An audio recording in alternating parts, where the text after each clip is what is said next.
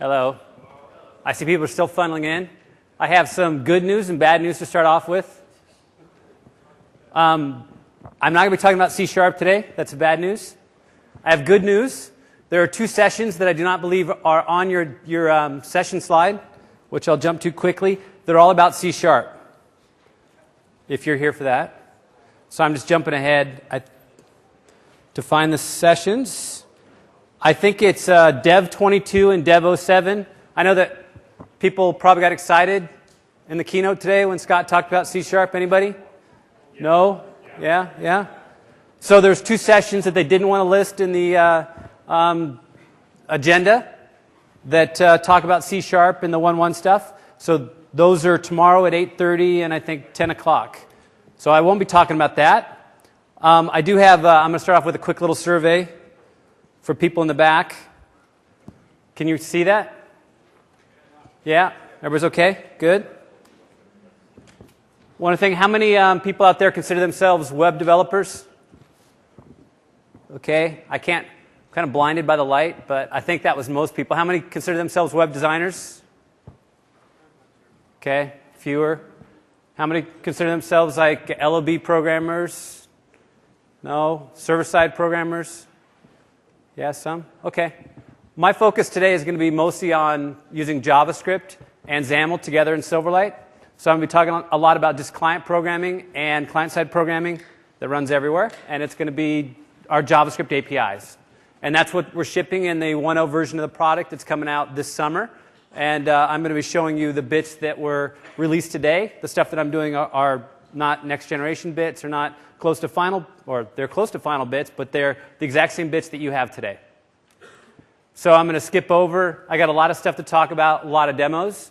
So I'm going to skip over the agenda slide and talk a little bit about why Silverlight V1. And I think Scott talked about this a little bit in his keynote this morning.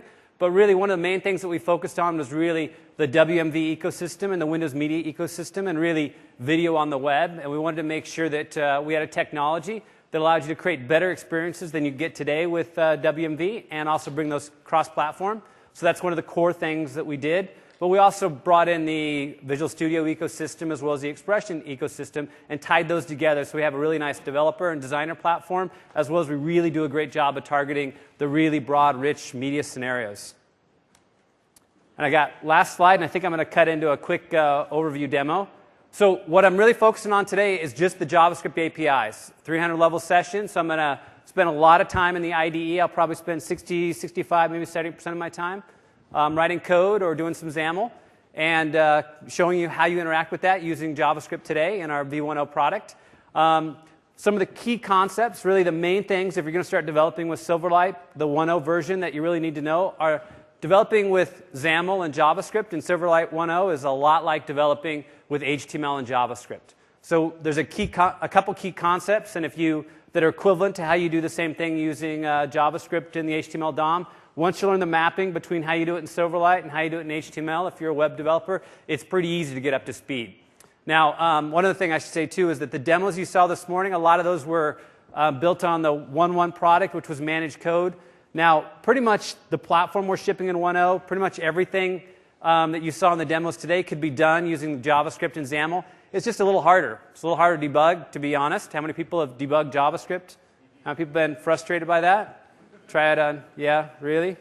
And then you start debugging on Safari or Firefox on a Mac, and it can be well, interesting at times. Out of all my demos, the thing that I had the most pain with was actually doing the straight HTML, CSS stuff, getting that to work cross-platform. That caused me more pain than actually doing the Silverlight programming. So anyway, on to sort of the key concepts are, think of, if you're familiar with HTML, XAML is a markup. It's similar to HTML. So think of it when you're programming against XAML, it's similar to programming against HTML in the DOM. And that's a lot of the demos I'm showing today are really about that. The V1.0 programming model is JavaScript, and it's the browser's JavaScript engine. And I'll show you some demos of that to kind of show you how that works and tell you specifically what I mean when I say the browser's JavaScript engine.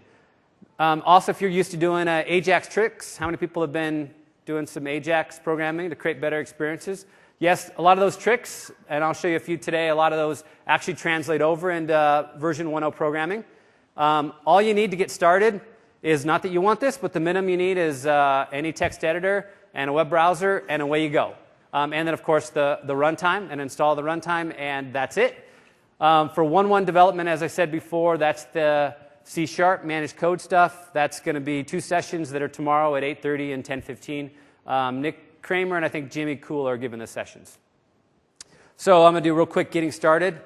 Now, literally, I had a really simple hello world, and I hadn't seen Scott's keynote, and he gave the exact same demo I did, only did the managed code version of that. So I'll quickly give you a simplified version of that as well, but I just kind of want to take you through the very basics of getting started. I'm doing my text editing right now in Visual Studio, but I could use any text editor. There's nothing special. I don't have anything particular installed to get this demo to run, other than I'm just using a text editor, and Visual Studio comes with a little web browser in it, but I don't need a web browser. I could just have it on my file system and be working that way. So I've got a basic HTML page, and the main thing I want to show is I've just got, this is stripping it down to the very basics. I got an object tag, and yes, how many people know the object tag works across browser? Yes, it's actually the W3C standard way to do it, just in case you think I'm throwing a Microsoft-only way to do it here. I'll show you this running on Safari and elsewhere, but object tag with a type, and this identifies our plugin. I've got the plugin installed already. If I didn't have the plugin installed, there's a way I could add some alternate HTML here that would give you a way to install the plugin, but I've already got it installed. But I want to just really take you through the basics. All it is, if I want to get Silverlight on my page, I put an object tag in there. I have type equals application plugin, and I set param, source, and some XAML. And XAML, think of that as very similar to HTML. It's markup. And in this case, I have the most basic XAML you can have, which is a canvas, which is our main layout panel. And I'm going to do what Scott did today, which is he did a simple, whoops, I don't want font family. I want font size. And wow, look at that, fat fingers already. Equals 100, and we'll do hello world. And I'm going to control F5 and run it. And there you go, the simplest demo that I can possibly do. And I know Scott showed this morning, but I just want to show you the most basic object tag, param pointing to XAML, and I'm off and building Silverlight apps. And I'm going to right-click and browse with Firefox and just show you the most basic thing. Here it is, the exact same thing, object tag running in Firefox. Now, generally, and you aren't going to want to use just the object tag as is. Scott this morning talked about we have a method or we ship with a script file, and the script file is actually much easier to work with, and it does injecting the object tag, and if it's not there, it'll redirect you to the Microsoft install location. And that's normally all my demos use that. So I'm going to switch over to that, and this will be the last part of the most basic demo I can show you. But we ship with 2 files in our SDK, which is create Silverlight.js and Silverlight.js. Silverlight.js does all the heavy lifting, does the browser detection, and create Silverlight is just a simple abstraction or layer on top of that, and that's what you generally work with. And I'll show you that. And then all you have to do to inject Silverlight on your page, and this is my most basic demo, is I go ahead and I'm going to add a script block, and it calls create Silverlight, which is a method in create Silverlight.js, which I'll show you. And just to show you, it's the most basic wrapper on top of our the Silverlight.js file, and it gives me a really simple way to specify my XAML, specify a parent, set the height, width, specify error handlers, that sort of a thing. But I've just replaced it over to use that. If I didn't have it installed, it'd give me a nice install experience, so I don't get to click to activate, but very simple, basic experience. So that's sort of the most basic I can do. I'm going to talk about a few other features, and then I'm going to come back and walk into some more detailed demonstrations. So as I said, you don't need actually much in the way of tools, but tools certainly make it a lot easier, especially when you're doing simple JavaScript development and or if you're doing designer type stuff. I saw there was a few people here who were designers, and we have a set of tools targeted at designer, the Expression product suite. And there was a demo of Blend, actually all the Expression products this morning. I'm going to show you a little bit about Blend. But really, for development, sort of the main thing for JavaScript debugging, I use Visual Studio, but I also use, if I'm doing Firefox, I use Firebug. How many people have used that? But all that, if you're used to that, that works quite well in debugging Silverlight applications. And then from a standpoint of our actual presentation, which is XAML, there are other tools such as there are exporters available for Adobe Illustrator. Mike Swanson, who was here earlier. Mike, you still here, or do you not want to raise your hand if you're here? Anyway, Mike Swanson was here. He wrote a nice exporter from XAML. I use, when I want to do font subsetting, I use Office and do XPS export and use that. But there are a lot of little tools like that that you can use to export XAML, and I just take that and use it directly in my development. And I'll show you that as soon as I get to my next demo. Key components, I'm going to talk about all these in detail. But the first is sort of graphics and animation. One of the main things about graphics and animation is you can't do this today, and you can't easily do this in a consistent way across browsers. And that's one of the nice features that you get with the Silverlight plugin. Scott showed some demos of this today, but designers can do amazing stuff with simple 2D graphics and masking and opacity masks and clipping. And you saw, again, a little bit of that this morning. Silverlight supports simple transformations, being able to do skew and rotate, scale, matrix for something slightly more complex. Animations are sort of one of the core things that Silverlight has in it that you use just about everywhere. It's one of the things that's responsible for creating those nice differentiated experience. Animations in Silverlight, the basic concept is all it is. It's changing a property over time. And what I mean by property is that means I can animate a point, which is maybe the location of something over time. I can animate the height or width. I can animate the scaling factor of something over time. I can animate a color over time, but it's all I'm doing is I'm animating or changing some property associated with an element over time. And in Silverlight, animations are declarative. That means I can define them in markup, which is really nice and really convenient way to be able to use a tool to generate your animations and then easily consume those animations. I said let's see, color, point, and double are the types that we support from an animation perspective. And I think next up is my demo here of that. And going to bring up Visual Studio again. I'm going to start off in Blend. Now, in building a web app, being the web, I want to develop some fancy graphics, and I'm not a designer kind of guy. But if I want to develop fancy graphics, what's the first thing that I need to develop for fancy graphics? Anybody? A please wait icon, loading icon? Yeah, that's what I need. Okay, that's what I'm not a designer, so what you're going to see is pathetic.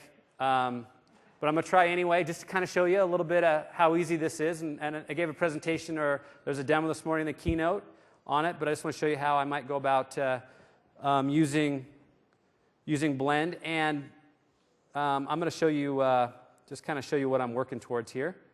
I'm going to set a start page. So we shipped, we ended up finishing up our bits that we shipped at MIX about Thursday night. And so I said, after Thursday night, I was going to stop and say, you know what, great, we shipped bits. And then I go, crap, excuse me. I said, darn, I have a presentation, so I got to work on that. So I said, I better figure out, something. So the first thing I did is I said, well, I'm going to use some Ajax techniques. I'm going to build a simple little demo. This demo that I just showed you is what I started working on about Friday evening. And this just uses standard, Microsoft or MSN has their videos available through a web service, and in this case I'm using JSON to call it. And so I created this simple little app, and if I refresh it again, you see a little please wait icon there. If I click on one of the videos, you're going to see a little please wait icon popping up there. So I'm going to show you real quickly a lot of, in the course of this talk, I'm going to build a lot of the elements in that sample, and the first one is the please wait, and kind of show you from a practical perspective, how do you actually go about doing that and putting it into a real Silverlight app. So basically, I'm going to come into Blend and grab the ellipse tool, and I'll create a simple little, I have the shift key down to create that nice little circle versus an ellipse. And I'm going to set a stroke of, let's see, 30, 40, 50. Yeah, that looks about good. And I want to turn the fill off. and I'm going to set the stroke, and I'm going to set it to be a gradient. So you're seeing it's already looking a little bit like kind of, and again, I can't create fancy icons, so this is just some real simple stuff here. I'm going to change the opacity on one side to 0, and on the other side we'll go maybe 90%. So now you get a nice little concept here of kind of what I'm looking for the spinny thing, and I just need to make it spin. And I'm going to add a new timeline, and we'll call it spin. And then come in here, and I'm going to select 2 seconds later, and we'll go ahead and rotate this once, twice, and that'll give me a rotation about once per second. And I can play it. And there you go. That's my mad skills from a design perspective. You think I'm joking.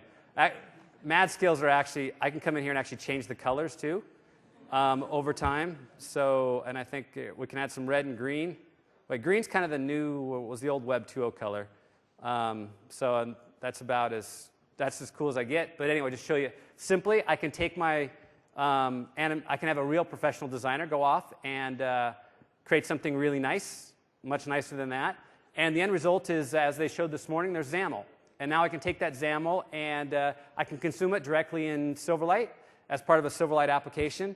And that's what I've done here. I basically did the exact same thing, and the net result was I produced that graphic, and I've incorporated into this app. So I'll show you the end result and kind of show you how I went about building this. So what I've got here is, there's the graphic. I just pulled it over, and I added a little bit more to it. I added a loading thing, and let's show you from a perspective of, I've got the most basic animation there. It's not doing anything. It's not animating. And Scott showed a little bit this morning of how to do that in Managed Code. So I'm going to show you how to do the same thing using JavaScript. And we're going to start off with the most very basic here, that I have an onload handler, and this is where Create Silverlight comes in, is that in my Create Silverlight file, I specified an onload handler, and what that does, it says, okay, when I'm done loading Silverlight, call my onload, and once I get into onload, I can start finally doing some interesting stuff.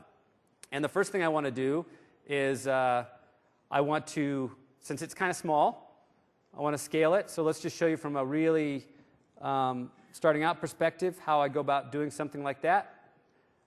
This is the XAML that I exported from Blend. So this has got my ellipse in it. And here's the fill that I put it into Blend. And here's a text block that I added after the fact that just says loading. And the first thing I want to do is just, I have a scale transform on here. So I was talking about transforms earlier, and you can scale, you can rotate. This is a scale transform, so I'll make it bigger or smaller.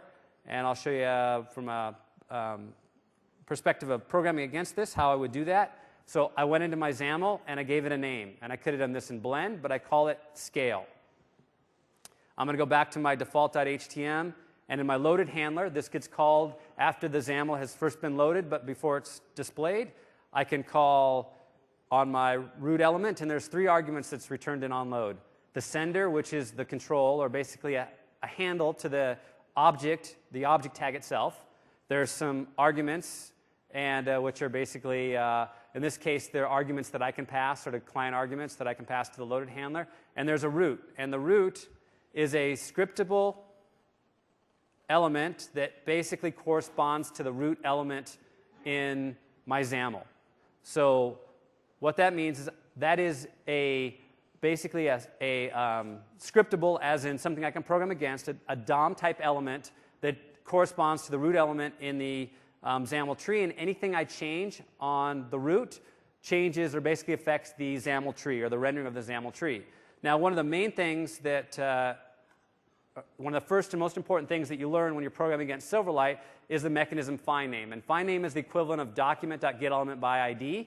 And so on the root element, I'm basically saying the equivalent of, hey, find me one of your children. So I'm now programming against the root element, and I'm calling a method on it and saying, hey, find me one of your children. And the child I want is scale, and I'm going to give it a name. So it should look really familiar if you're used to programming in HTML rather than document.getElementById. I'm just using findName. and I'm saying find me that guy's scale, and say scale dot scale x equals 5 and scale dot scale y equals 5. And if I haven't made any mistakes, let's see, we'll run it. And all I did is I just scripted against it, and I changed the scale factor to 5. And if I go look at the original XAML, so I had something in my tree, which is a scale transform. I called find name to grab it out by name, and then I can set properties and call methods on that. So effectively, everything in the XAML tree can be returned as a scriptable component, and then you just call properties and methods on that. And it's through that simple set of tricks that you've seen all the demos you saw this morning. The core of those demos were really effectively these simple little tricks, with the exception of one other one, which is create from XAML, which I'll show you later on. So at the base, I scaled it. So let's do something a little bit more, which is I have an animation in here. And I want to go ahead and do the next layer of detail, which is I will do a mouse click on the main canvas. So mouse left button down. And so what I've done here is I've said I'm going to set up an event handler. And you notice this isn't quite as nice as what Scott showed this morning. It's not as nice as the managed code experience. I'm actually hand editing the XAML, kind of like the old HTML experience. And I'm specifying event handlers in there, mouse down. I come over to default.xaml, and I can add and this is just a script block in my HTML page, function, mouse down, and then sender args. So the handler I added is mouse down. When I click anywhere on that canvas, it's going to call back into JavaScript and call that function. And as a first argument, it's going to send that canvas. Now, what I want to do is I have this animation that was set up on the storyboard that basically is the thing that makes it rotate that I set up in Blend. And I'm going to give this a name. And we'll call that spin. So that's the animation that's going from 0 to 360, and it's set up to basically repeat forever. And now when I click down on it, I will go ahead and start that animation by using the same technique I showed before, center.findName, spin, .begin. And let's see if I didn't make any mistakes there. And I did. That's why I don't trust myself to type in. So let's see, center.findName. Spin, Mike, Akshay, you see what I'm doing?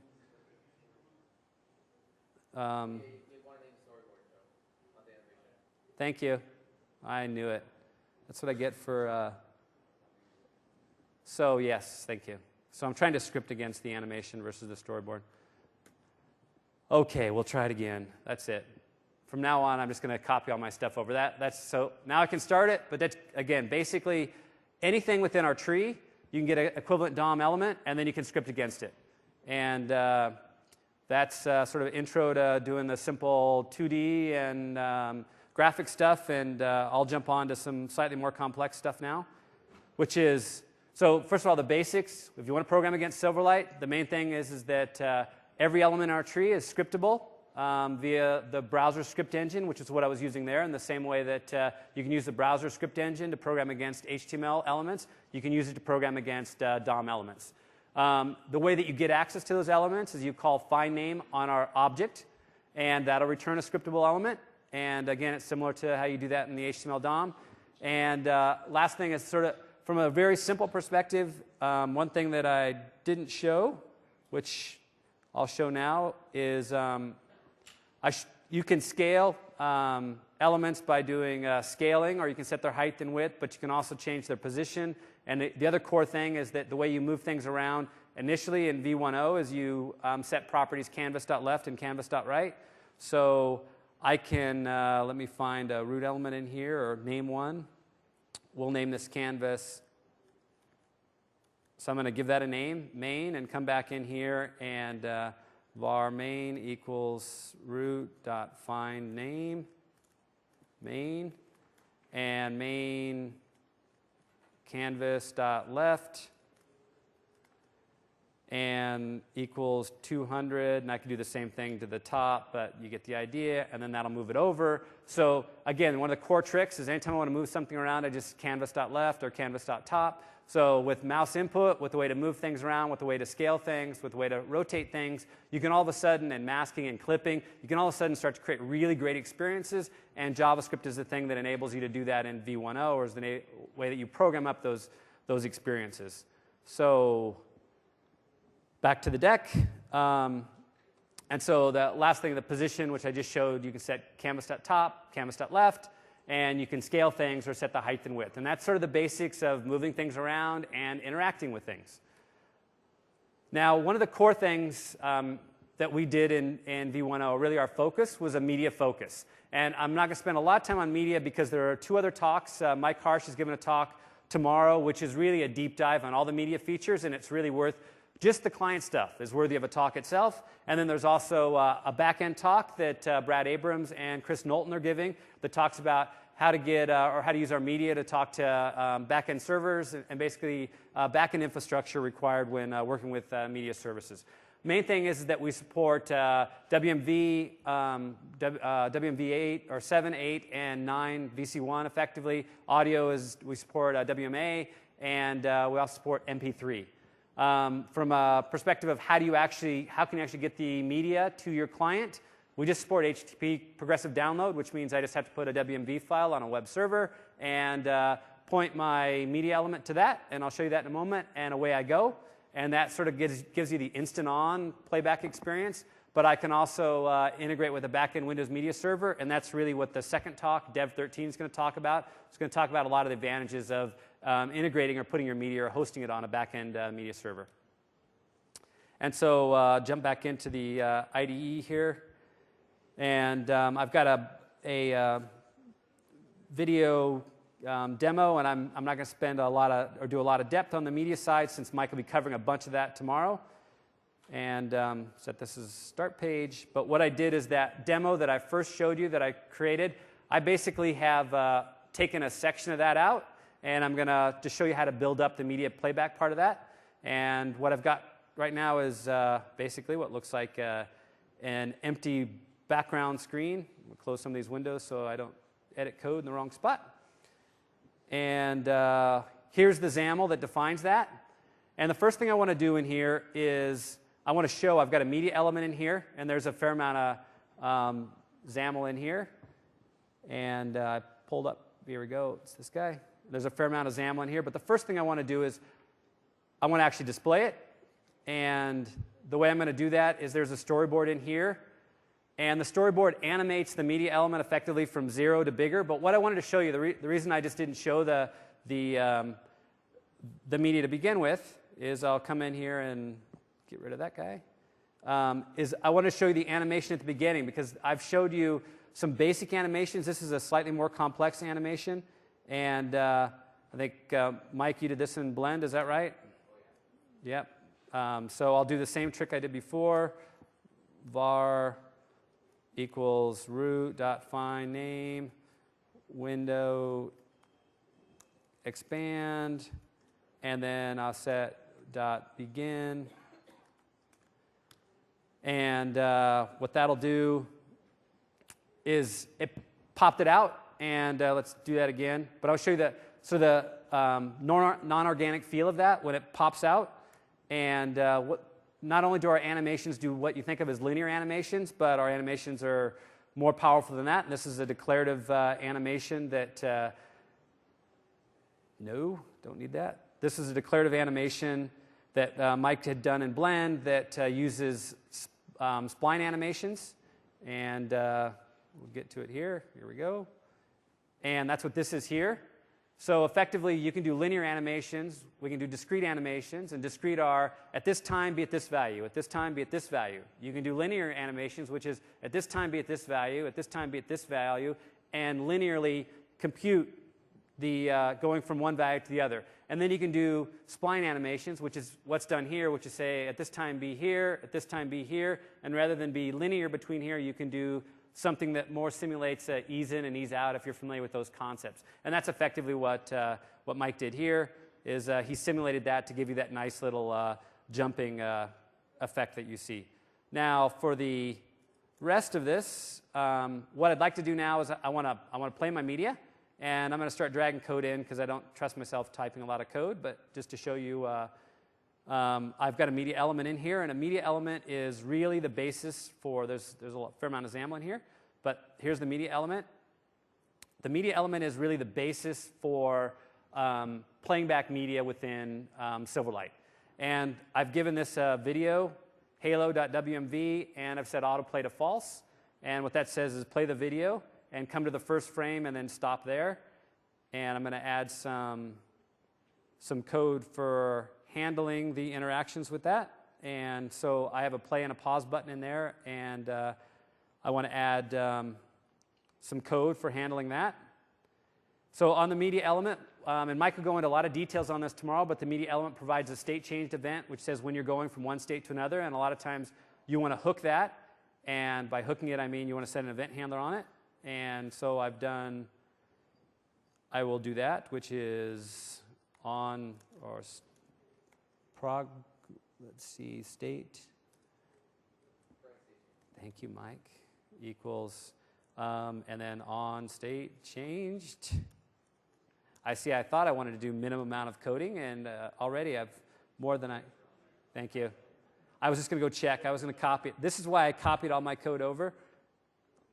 You can imagine how long it actually took me to develop this, because I do develop this way. It's not just in front of the audience. I do this at home, and then that's why Firebug and everything else is so nice, because I have to use it all the time.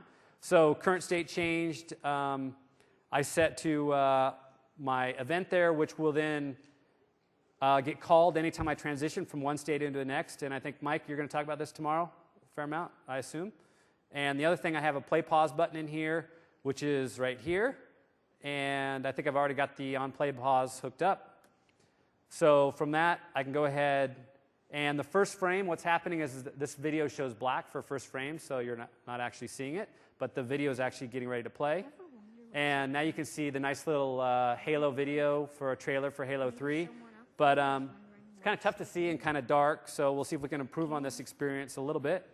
I know everybody wants to see the Halo 3 trailer, so let's see if we can improve upon that experience. One of the nice things we have about in the V10 version of the product is we do support a full screen mode. So let's say mouse left button down, go full screen mode. So what I'm doing here is I'm adding a click. So if I click the media element, it's going to go into full screen mode. And again, just so I'm getting a little smarter this time, I'm really minimizing my code. I'm going to drag it in. And full screen changed. And I'll talk about what that does quickly. And then I need one more, which is an event. And then we'll take a quick tour of what I just added. So the main things I did is that I say, if I click on the media element so that everybody in the back can see it, it'll, first of all, the whole control itself pops up into full screen mode. Not just the media, the whole control. Once the control is up in full screen mode, I can define at that point in time, I get an event that says, hey, I went into full screen mode. What do you want to do? And that event is what I just hooked here. And I hooked it on the control, and I said, hey, control, tell me when you go into full screen mode, and when you do, call this event. And with this event, one of the key things about all our event handlers is they return as a first argument the sender, which is either the control or the element that sent the event. And from that, I can go ahead and call things like find name, or get host is the way to actually get out to the object tag itself effectively. And from the object tag itself, I can calculate the size. But basically what I'm doing here is I'm using a feature called Video Brush, which Mike will talk about tomorrow, and it's defined in my bottom my XAML here. But I've got a canvas at the very bottom, and this has a video brush in it. The video brush is pointing to the media element playing Halo. When I click the full screen button, I basically hide all the UI except for this element here. I bring that full screen, and I use the video brush feature to go say, hey, take that media element that's playing Halo, take that stream of bits basically, and paint it on the back of this canvas. And you'll see here's what the experience is. So I can go ahead and play the video. I click, I go into full screen mode. I clicked on it, and I basically set a property that said go into full screen mode. When I go into full screen mode, I now have a canvas. I've created a video brush, basically, which is a brush that corresponds to the media playing back in that media element. I'm painting the back of the canvas. and then you get to watch the Halo 3 trailer. Now, you notice that the blurriness you see there is actually in the video itself, but it is a little grainy because it's just a standard def video. This is my favorite part. I got to get one of these coming up right here. So he sees the incoming.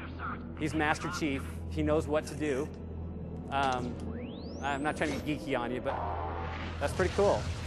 So anyway, but you can see a little, maybe you can see it in the back. It's a little grainy. So the video quality could be a little bit better. So one of the things that we do support is we do support some HD content, and so I have some HD content that I can show you, and I just let's see, I got 40 minutes, so I'm going to pop into it in a minute. I'm going to pop into the HD demo. I want to make sure I get the other content in, and then I got a lot of time to spend at the end for demos. So text. So one of the key things that we had a lot of feedback on our earlier CTPs was around our text processing. And so we've done a lot of work to enable better support for both the glyphs and text block. Think of glyphs as fixed text. Think of it as I want to basically paint a character on, and then I want to advance effectively this many pixels, if you will, and I want to paint another character, and then I want to advance, and then I want to paint another character. But it gives you really accurate text. And it basically, you can display just about anything you want using that, any glyphs you want, which means it's great for supporting non-Western character sets, and does a very good job of that, but it is fixed text, meaning it doesn't resize and it doesn't flow. Text block does do basic layout, and it's better if you want to do something where you actually want the text to flow. However, it's currently doesn't fully support it basically is mostly geared towards English line-breaking rules, and that's just because we've been working really hard on it, but actually getting the line-breaking rules for non-Western languages into the product it just takes some time, so we're actively working on that. In V1, if you need to do that, you can use the glyphs. Post V1, we'll actively work on adding a greater support for being able to do layout support for non-English text. The text details are here. Anybody who has specific text questions can actually follow up with me offline. I can do a whole talk just on our text. One of the main things we did do between our last CTP and this one is we did a ton of work to improve our text rasterizer, if you will, so our quality has greatly gone up between the last CTP and the bits that we released today.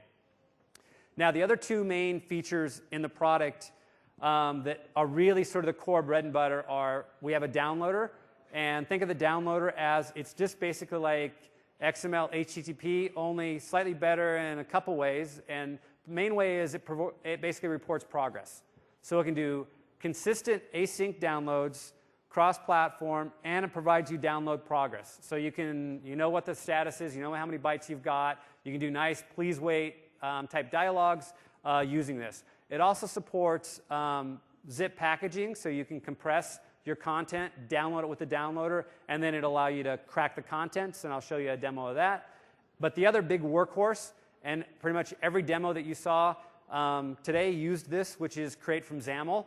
And create from XAML is our current mechanism by which you can dynamically create content. So if you have a text string that represents a XAML block, you pass it to create from XAML, and it'll dynamically create a object tree, if you will. And then you can take that object tree and insert it into the live object graph.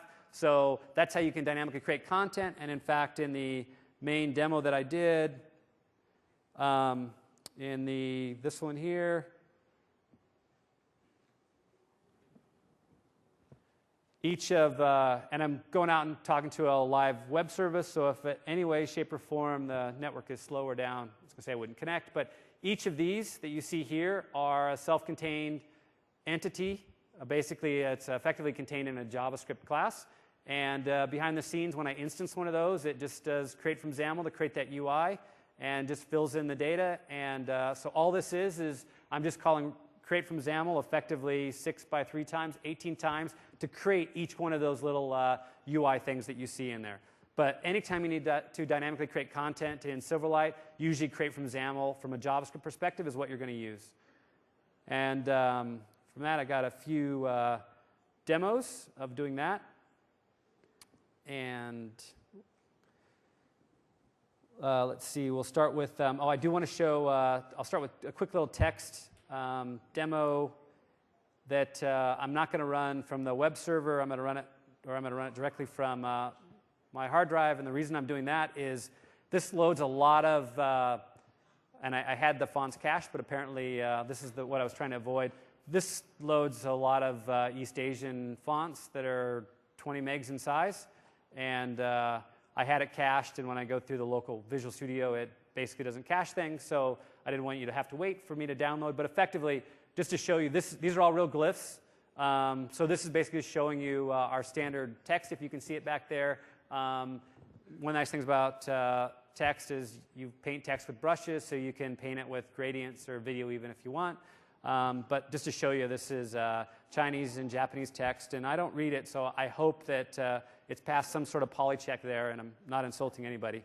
But anyway, just to show you, this is something we couldn't do in the previous CTP of Silverlight, formerly called WPFE. So jumping back into the demos, I'm going to start here with downloader demo. And I do have in this downloader demo, I have some HD content. And this is basically just taking off from the last demo that I showed you. Only this is HD content here. And I don't know if you can tell, it's, see it's slightly, maybe you'll tell a little bit more in full screen. It's much better quality video. And I think it's already cached now, but when I first run it, if I were to refresh it, you'll notice a little bit of jerkiness in the quality there, and that's because I'm actually downloading all this content. It's a 106 meg file or 160 meg file, and I'm downloading it all in the background while I'm playing that video. Well, it turns out that if you got a big fat pipe, which I do when I'm talking to my hard drive, I'm actually decoding all that video and loading it, which can put a little bit of tax on the CPU as well as trying to decode a HDF video. That can be resource intensive.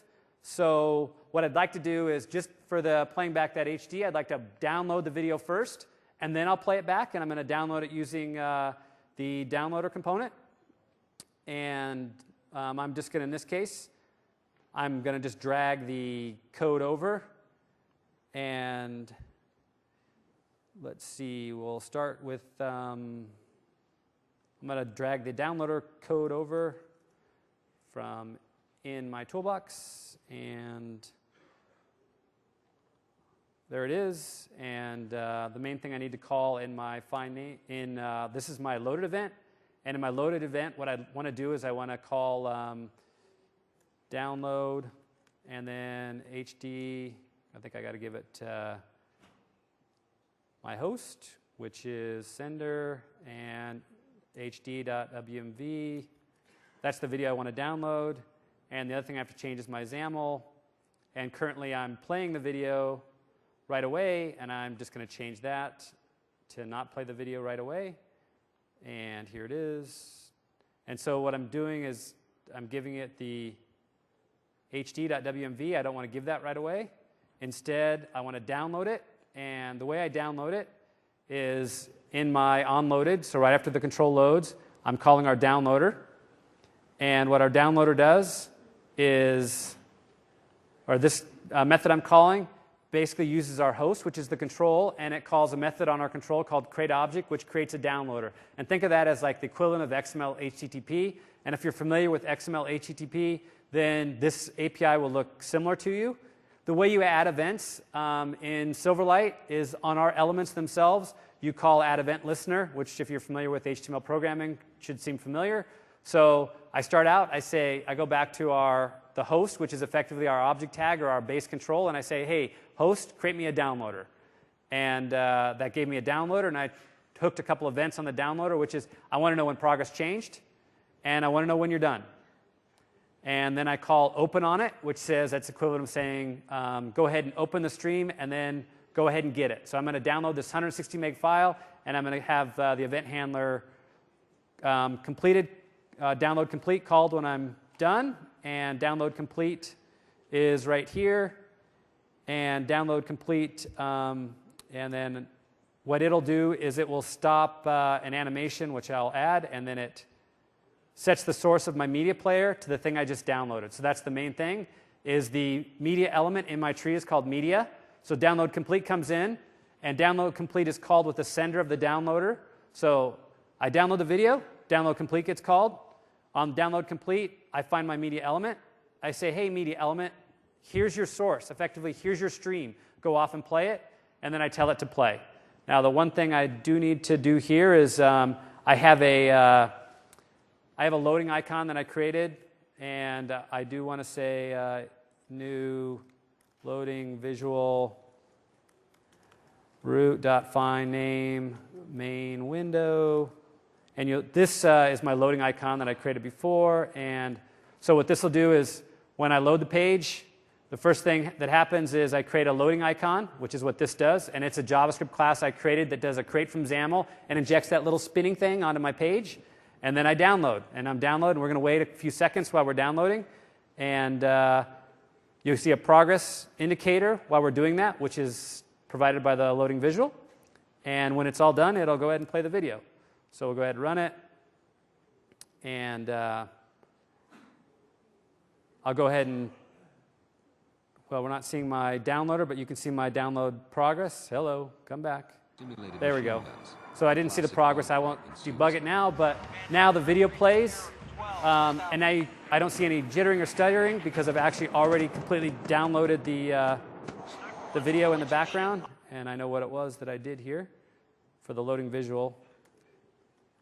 Start, and I'll run it one more time. There we go. So now you can see I'm getting the progress in the background. I'm updating the visual. That's downloading the big, huge video file. And so I know where I am, and I could cancel it if I want. And now I get to play back, and the playback of the HD quality of the HD content is jitter-free. Now I'm playing back on a laptop here. We're not hardware accelerated, and this is high-def video here. So one of the things Mike will talk a lot about tomorrow. So that's the downloader part of it. And I do have a create from XAML piece of it as well. Go into a little more detail on that since it is another one of our workhorses that we have in the product. And what I've got here is a basic page that I'll just run it, and I think you'll see nothing. Should be nothing, yep. And what I've got in this directory is I've got a zip file, and the zip file contains a bunch of XAML assets. And XAML can sometimes be a little verbose, so I've taken all those and I've zipped them up, and I've put that zip file in this directory here, and I've called it assets.zip. And what I can do is I can use the downloader to do the same trick that I did before, and I'm going to download that zip file. And just like I did before, I'm going to call download and then sender. This is in my onload event. So when I first start up, I'm going to call download. I'm going to call sender, which is the host, which is the control itself. And the file I want is assets.zip. Now this time it's zipped up. So previous time I was just downloading raw assets.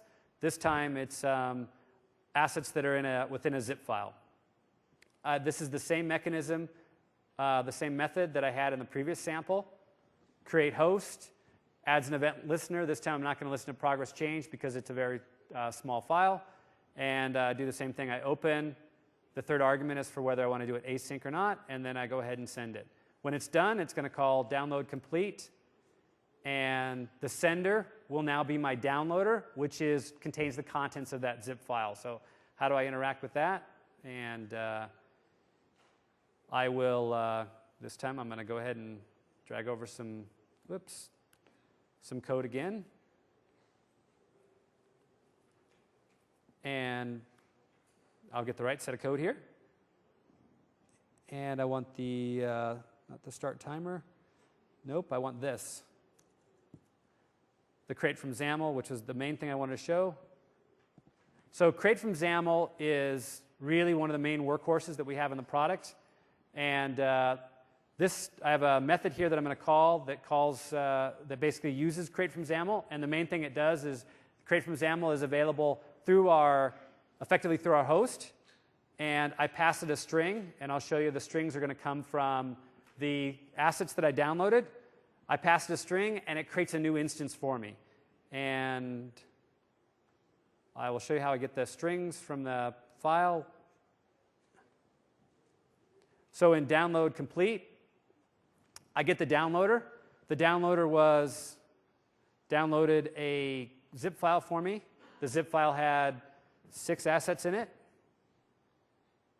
And I create an array, and then I use, on the downloader, I say, hey, get me the response text. So not only can I get something in a stream format, which is what I did before when I passed it directly to the media playback, I can also get the response text in a text format, so I can just download text files. I could download them directly, or I can get them directly out of a zip package that was downloaded by the downloader, which is what I'm doing here. So I say, hey, downloader, get me something in your package called camera.xaml, and it goes through and it finds something in its zip container called camera.xaml, and then returns that as a string, if you will, and then just shoves it in this array. And I do that for all 6 items. And from that, I call create from XAML, and I call that on the first item. So in this case, I take item 0, which is camera. So I got some XAML in there, camera.xaml. I take that thing, I call create from XAML on it, and create from XAML, which I dragged in before, takes that string, which I'll show you is just, well, it's just a set of standard XAML. Pass to create from XAML, it'll instance it, and then I can interact with our DOM. And in this case, I'm saying, I'm calling, let me show you the code for this. I'm interacting with, I have an element in the tree called main, and it's just an empty canvas. And I'm doing the tricks that I showed before, which is I call find name on main right here. So I'm finding that canvas that's currently an empty canvas. I'm passing that empty canvas into create from XAML, into the call to create from XAML. And what happens there is that in there it creates a new instance of the XAML using the item that was from the zip file. And then it takes that new instance and it uses our Canvas children APIs to add the element here. So it says, hey, take that XAML, instance it, and go ahead and add it to the tree is effectively what you're seeing here. So effectively, loosely, the equivalent of inner HTML or being able to add a children directly or a node using the HTML DOM, that's the equivalent of what's happening there. And so when I run it, there's the first element. I basically download it really quickly using the downloader. I cracked the first element out of there, pulled it out in string format, passed it to create from XAML, which instanced it, and then I took that instance and I just added it back into the tree. And so this is one of the key concepts that anybody who's doing anything dynamically will probably use create from XAML. They'll have some XAML string that they'll want to dynamically create and dynamically add to the tree. Now, I've got 6 of them, so I want to cycle through all 6.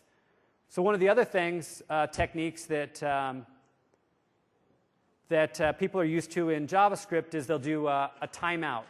And you can still do your JavaScript timeout, but really the best way from a Silverlight perspective to do timers is to just use our animation system to simulate a timer. And the way you do that is, and this is just one of the standard tricks that you'll learn when you're programming against Silverlight, is if you want to do a timer, you just use the animation system. And the way you do it is, in this case, I have a rectangle, and it's a hidden rectangle. And it's hidden because it has opacity equals 0, so it's not going to show up. It has no size, so effectively you can't see it.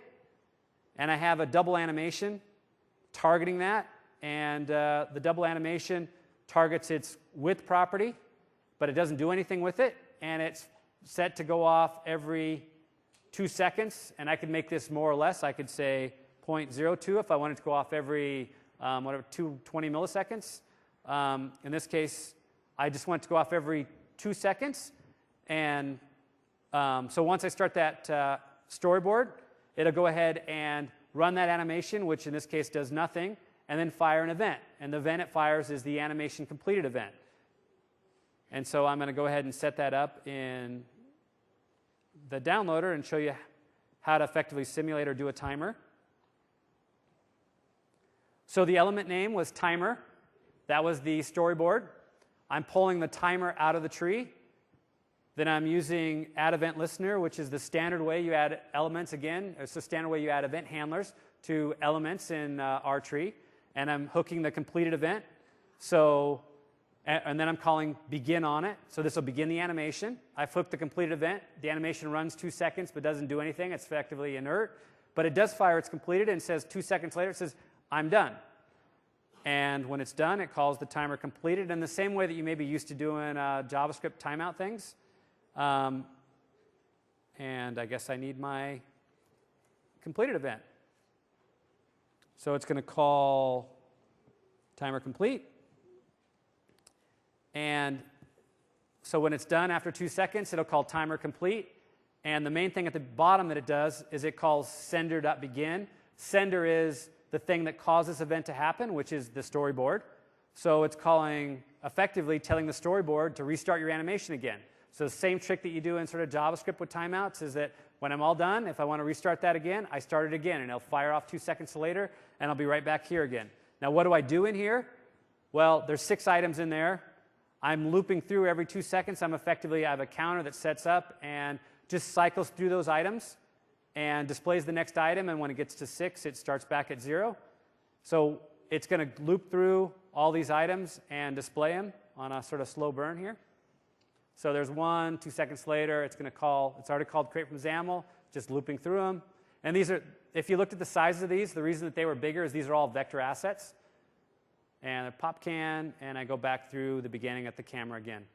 So simply all I'm doing here is downloading something from a zip package, getting the items out of the zip package using as strings, using create from XAML to instance those things, and then I'm adding them to the tree using our tree manipulation methods, and properties, which are the children property on our canvas, and add and remove on that to add and remove items from the tree. And that's effectively how I do simple, basic tree manipulation.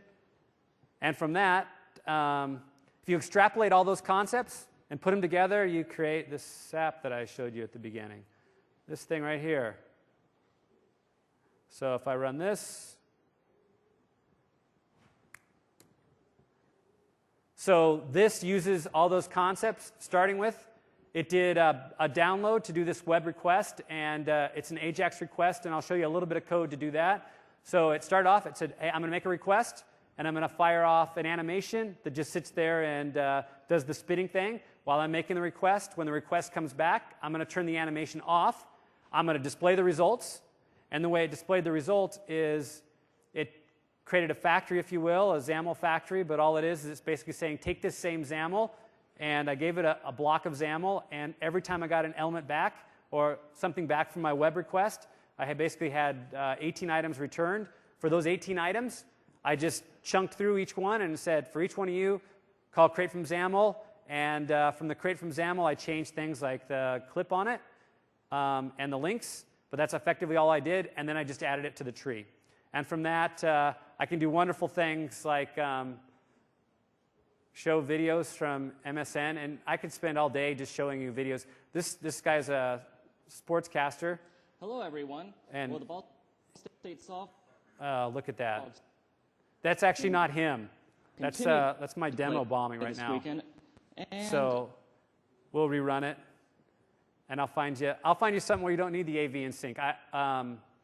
We'll do a search. This is actually a live. I'm really going against the MSN stuff, so we'll find something funny to give you an idea of how this works. So I think this guy will work. So I'm clicking on that, bring up the media element that I showed you before. I'm queuing up the video. These are coming from a streaming media server. While I'm queuing it up, I'm sitting there displaying the please wait loading.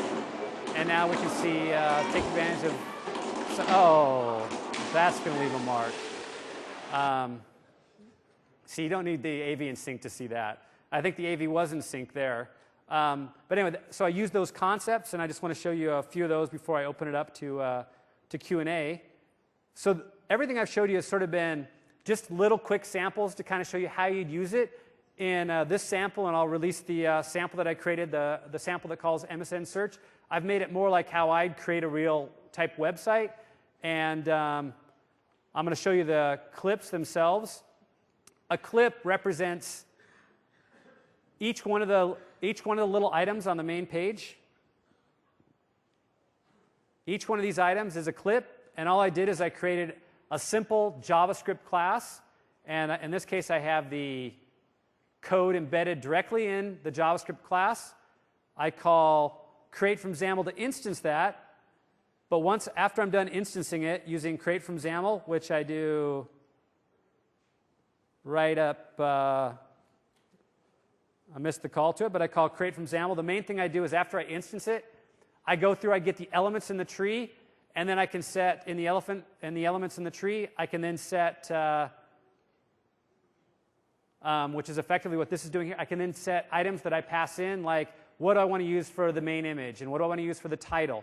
So I do a lot of this when I'm doing Silverlight development, which is I create a JavaScript class. The JavaScript class effectively wraps a XAML fragment, and then I have methods on the JavaScript class that allow me to set properties, such as in this case, for each one of these clips, I want to set the description, which says the matrix is no place for this cat, but I do believe something. Amazing cat jump. All that content, I read that from the web service. I have my little XAML wrapper, if you will. I call JavaScript XAML wrapper. I basically read my web service, cycle through it, take elements out of the web service, and turn around and poke them into my JavaScript class, which turns around and sets the elements in the live tree, and which basically creates this end result here, where I call a web service, call create from XAML a bunch of times, do some replacement, and you get basically a nice little factory template model. And the one thing that I'll show you about the creating or calling the JSON service is I use JavaScript on demand to do that. I don't know if anybody's done the JavaScript on demand stuff, but I'm calling a MSN web service here, and I use JSON to call that because I'm just using standard techniques that you'd use today using Ajax programming. I call the web service. As part of calling the web service, I'm using JSON with padding. If people have played that, anybody play with JSON with padding out there before? Come on, someone has to have done that. Anyway, that's what I use. And as a result, I call a web service just using standard techniques. It calls back on a callback mechanism, so I don't have to do all the old Ajax stuff that you used to have to do to sort of pull to figure out when the callback actually came back in and inject your live script block. Instead, I can do something a lot more natural, which is what I'm doing here. It injects JSON in the page, and then I basically go through and cycle through the JSON that was injected in the page and create my UI from that. And that's effectively all I do in this sample. And again, I'll make the sample available on the web so that people can dissect it and take a look at how I put that together. So with that, I got, I think, just a couple more slides, and then I'll get to some Q&A. So that was the downloader and create from XAML. Ajax, there's a lot of that in that last sample. Scott showed this in the roadmap or in his talk this morning, but the main thing that I want to say about the bits that you just saw, that is, that's the Silverlight 1.0 beta, and that's going to be available summer of this year. So that'll be available shortly, and the version that we have released today should be our final beta, and the next version you see should be the final released version of that. We have the other bits that Scott showed this morning, which are the 1.1 bits, which are what we call the 1.1 alpha. That has the C# and managed code in it. That'll be available, I think the official messaging is that'll be available when it's ready. We're actively working on it. And we are actively working on it. We were working on it all the way up until Thursday night or Friday morning. And then there's also a Visual Studio release that coincides with the tools part of what we're talking about here, and that's also, I think, there's an Orcus release end of this year. Now, resources, this is in my deck. I'll make it available, but the main spots are Silverlight.net. Mike Harsh, who's talking tomorrow. If you haven't been to his blog and you want information on Silverlight, that is the place to go. Mike does a great job of aggregating content from everywhere and putting it on his blog, samples, you name it. If it's out there and it's on Silverlight, it's on his blog. And then with that, I got about 11 minutes. So I know there's a lot to discuss, so I'll take questions. I think, and also fill out your eval. Oh, and there's poster stuff up here before everybody leaves. There's free posters. And with that, and with all the chaos, I'll go ahead and take questions. Thanks. Can you explain when you said create from XAML supports namespace collision to alleviate name or names? Namescope? Namescopes, yeah. Yeah, so the main thing with create from XAML, anything within our tree has a unique name. And once you get multiple names, And you typically do that with create from XAML. You'll create a fragment, and you'll have in your fragment, you'll have a media element in there, and you want to call it media element. Once you put 2 of those things in your tree, you get 2 media elements, and those names conflict in our tree. So we have a concept of name scope. So when you call create from XAML, you can effectively say create a new name scope, and that takes everything in that create from XAML block and hides it effectively from the rest of the tree so you don't get name collisions. So when you're calling create from XAML, you can either make all the names global or available sort of to the whole tree, or you can hide them from the rest of the tree. Go ahead. Hi, thanks for the demo. Good job. It doesn't appear that this code is distributed in binary form. Like everything is going to be based on text, right? You look at the JavaScript files. Once you have the Silverlight. The Silverlight plugin is, of course, a binary.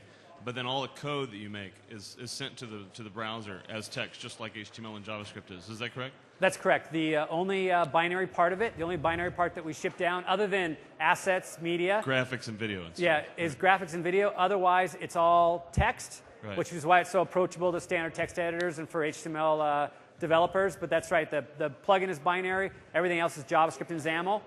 And if you do want to put it in binary compressed format, you can use the zip downloader that I showed at the end for that. Yeah, I was mainly talking about like reverse engineering existing applications and stuff. It's easier to do this than in some other binary format. One more question. That text that you put next to your graphic that said loading, yep. Would you be able to select that text and copy it? Yeah, so the question is, can you select the text? In the current version, 1.0, we don't support text selection, and I say we don't support that. You may see demos where that's done. We support mouse down. So people have implemented text selection using effectively their own text selection, using our effectively mouse events, if you will. And we support capture, mouse capture. So they've been able to simulate that, but we don't support it natively yet in So the browser V1.0. doesn't really see it as text. It more like sees the whole thing as a blob, sort of, as an object. Yep, that's right. Okay. You see the whole, everything within Silverlight, you see that as a blob, but you can't take individual components and select them. But again, we do have an API for allowing you to know when the mouse is over something, and you could do it yourself. And that's kind of for V1.0. People have done that, and that's sort of the mechanism you'd have to use today to do that. Thanks. Hi, I have a quick question about the tremendous hierarchy you guys have with the XAML. Is there any documentation available, like what are the nodes, what goes inside a node? You know, you have the canvas, inside the canvas you have the storyboard. What is the bare minimum that you have to have for something to run? Like, do you need a canvas? You of course need a canvas, but do you need a storyboard? Or can we do without a storyboard? Yeah, so there is, we actually have a quick starts in our documentation, which is on, it's in the resources, but it's msdn.com/Silverlight, and they'll walk you through a bunch of that. But all you need is, in my first sample, you just need a canvas.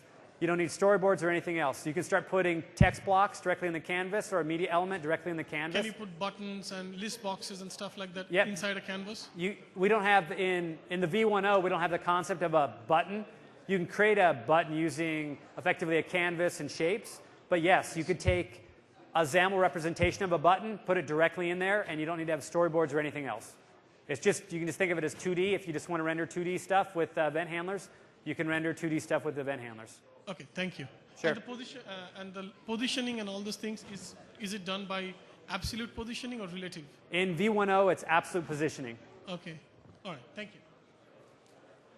Because Vista sidebar gadgets are simply web pages, have you embedded Silverlight inside of Vista sidebar gadget? What's the question? Can you use it inside of a sidebar gadget? Yeah. And so can it call the flyouts and option screens and things like that? There is a, Mike Harsh might have even blogged about it. There is a sample of using Silverlight within, or formerly called WPFE, within a sidebar gadget. Now, sidebar doesn't support native hosting yet of Silverlight, which means you host it, and there's some tricks to it, but effectively you have to host it using the web page, HTML page hosting that sidebar has. So effectively you're hosting a web page that's hosting Silverlight. That's how it works today, but we're working with the sidebar team to support native hosting, if you will, kind of like what they do with WPF, so that you can natively host Silverlight within a sidebar gadget. And from within Silverlight, can you call all of the APIs from sidebar, like flyout? And Karsten Janik, anyway, Karsten, you can send me an email. he has a sample of doing exactly that. I think he did an RSS reader using sidebar. He did a sidebar gadget sample that had to call up through effectively the window.external provided in that sidebar provides to basically get access to all that. Okay. So yep.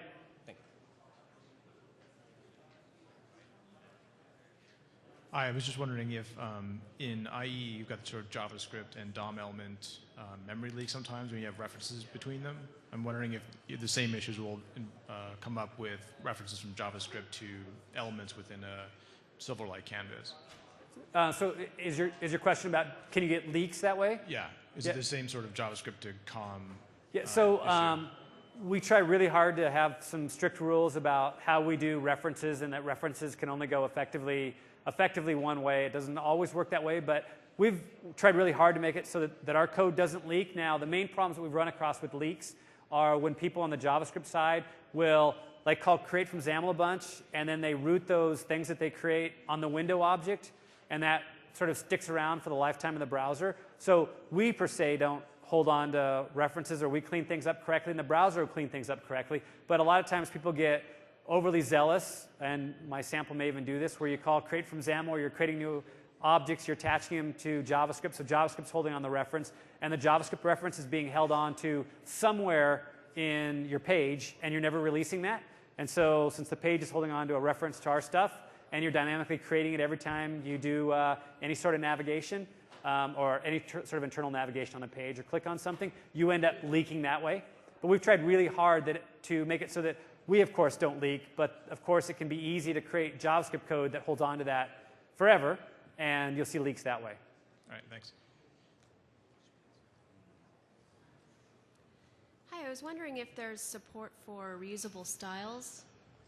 So the question is, is there support for reusable styles? That's something we've looked a lot at in our current version. We don't have ways to do standard, if you're familiar with WPF or HTML, CSS type styles. We don't have a way to style it. The main way that you have to style it is using a create from XAML type mechanism, where you effectively have your style embedded as part of your resource, and you re-instance that resource over and over again. It's in no way ideal, and it's not where we're going with the product long term. But for V1, that's effectively the extent of the support we have. Okay, do you think that'll be part of 1.1, or is that further down the line? That's a great question. That's something that internally that we've had a lot of discussion on, and I'll say that I don't even know the answer to that. I know where we're leaning internally, but it's something we're working hard at. We realize that that's a huge value to the platform, is to support styling and templating concepts in general, and so we're working real hard to enable that support. And if we can get in 1.1, we'll make it part of the 1.1 platform. Okay, let me just put my vote in for that. Sure. Okay. Did you copy that down, Mike? No. Styling, and I don't mean to be sarcastic, because we really hear that a lot, so we're really working hard. It turns out it's hard to implement because of all the rules associated with cascading styles. And so part of the discussion too is at what level do we really need to support full styles and templating, and that's sort of more of our internal debate is more along that level. And it's something really hard, and we hope that we can come up with a reasonable solution in the 1.1 time frame. Go ahead. Okay, I've noticed that in all the demos so far, you access a node by get name. Is there any other way to access next sibling, previous sibling, child nodes, parent nodes? Yes, there is. So I did, at the end, I showed the children collection, and the children collection itself supports iteration over the children collection. Okay. So yeah, so find name is a convenient thing to use if you know the name of the element that you want to get, but if you're just doing general navigation of the tree, for example, the lady who just asked about styling, if you wanted to implement styling on text, on a text block, for example, consistent styling, you could actually walk our whole tree, look for all the text blocks, and would be a good demo that I should have showed. You could walk the tree, look for text blocks, and poke in a specific font family and a font size. Great. In that case. Hi, you showed two examples for downloading media, specifically videos. One which was playing right away, the other one was playing after the whole thing was downloading. Yep. I was wondering if there's something, or if you're planning for something in between, start buffering a bit, start playing, while it's playing it's downloading some more. Yes, I'm so tempted to just go back here and pull up one of my demos, and that's the default. What you just described, what I didn't show is the default behavior. It's that. So. But it was in your high def. It was a little choppy. Yeah. So for high def, so there's a different issue with. So first of all, I'll repeat the question. The question was that I showed two ways to start media. One was to download the whole thing, which is not really. It was a different thing that I did. It wasn't how I started media. I actually downloaded the whole video file and then set it to run. So there was effectively no buffering because I'd already pre-downloaded it. Then the other mechanism I showed was basically I started the video stopped, if you will, or I didn't actually autoplay the video. Instead, I basically, when you went to bring up the media element, it went to the first frame and then it just stopped and it didn't autoplay the video. So instead, our actual default behavior is to do what you said, which is we download enough of the video to start playing it, and then we just play it. I actually had to write code, if you will, or set a property that said not to behave that way. Yeah, but again, you set the source, right? So typically, and I guess if you're setting up like a YouTube, I can't handle it. I just got to show you because it's such a. Like the source wouldn't be set in your XAML; it'd be set by making some kind of AJAX call or something like that. You could do exactly the same thing. You could do. Set source. Yeah. So effectively, though, if I run, these are coming from a streaming server, and the latency you're going to see here. Whoops! What did I do? I must have typed in a fat finger somewhere. Hopefully I got rid of it there. Nope. Effectively, the last demo I showed, I don't know what I did. I must have typed in something as I was closing down. All those videos, when I clicked to bring up the video player, all those did basically what you described. They're buffering behind the scenes. And the reason they're slow to buffer in those cases is because they're coming from a slow Windows media server, and it's just taking a while. I don't mean Windows. Yeah, I'm going to get shot after this thing. So it was nice working for Microsoft. So they're basically coming from some backend infrastructure through a bunch of stuff, and it's taking a while to buffer them. But by default, those are actually just auto-playing. They're buffering as much as they need to, and then they start playing. And that's our default thing. And typically the way I do that is I do exactly like what you said, is I go get the name of the video, and then I take the media element, I set the source, and it just auto-plays. It buffers what it needs to, and then auto-plays. Good. Yeah, also on the downloading, you got the sync and the async. But what about uploading files? Are there default functions or? Yeah, so the question is about uploading. And in the V10 product, we don't have a way to do file upload. In the V11 and the stuff that's out now in alpha form, we do have a component that does file upload. So that will be part of our 1.1. It already exists in the 1.1 alpha. It's just not in the V10 version of the product. Yeah. So I played with the Silverlight SDK. And also, as shown in your demo, all the JavaScript event handlers are passed in as strings that refer to functions in the global namespace. A common pattern in JavaScript now is to have functions as properties of objects, which doesn't seem to work currently, and also just to pass in anonymous functions. Will there be any support for that going forward? Yeah, so the question is about anonymous function support or non-global function support in general. The demos that I showed today, it's one of those things I should have highlighted. In our CTP, we supported just what you said in our last CTP, but currently now we support, and most of the demos that I wrote all used, they didn't use anonymous functions, although I might have had one demo that did it, but they used instance methods on JavaScript classes. So rather than... That's in 1.0? That's in 1.0, yep. Great. Do you have time for one more question? Yes, go ahead.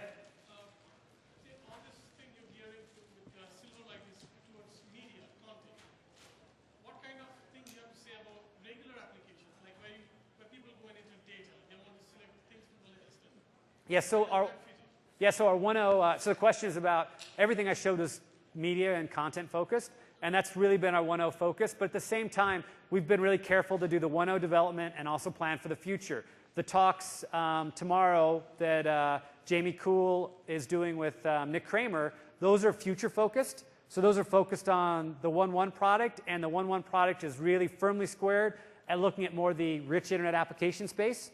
And we're working towards that. Just the first step we took was a tactical step, and it was the media step to help us get ubiquity. And it was something that we had a huge customer demand for because there is a huge WMV ecosystem.